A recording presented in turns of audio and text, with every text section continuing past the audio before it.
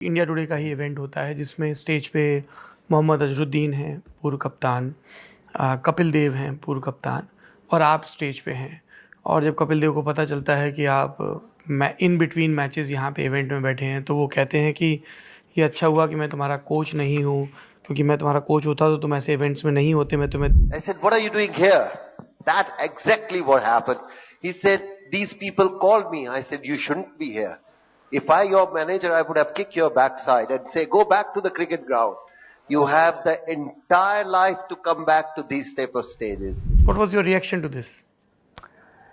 देखिए, I feel वो जो एक स्टेटमेंट है वो आउट ऑफ कॉन्टेक्स्ट थोड़ा सा लिया गया है। वो इसलिए लिया गया है क्योंकि, और मैं मानता हूँ कि जो उन्होंने बात कही एज अ सीनियर शायद यही कहनी चाहिए, इसलिए मेरे को उस चीज़ को लेके इतना वो नहीं होता कि या मैं उसको डिफेंड करने की कोशिश नहीं करता।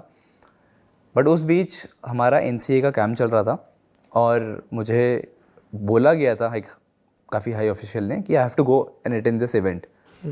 तो मैं उसमें मना नहीं कर सकता था, तो मुझे वो इवेंट करना ही करना था। तो इट वाज नॉट कि मैं क्रिकेट छोड़ के आया हूँ। इनफैक्ट मुझे उन्होंने बोला था कि आप इवेंट करके अगले दिन वापस आओ, बल्कि मैंने 12 बजे तक अपनी सुबह प्रैक्टिस करी, took a flight from Bangalore, event किया और शाम को वापस चले गया जिससे कि मेरी प्रैक्टिस मिस ना हो।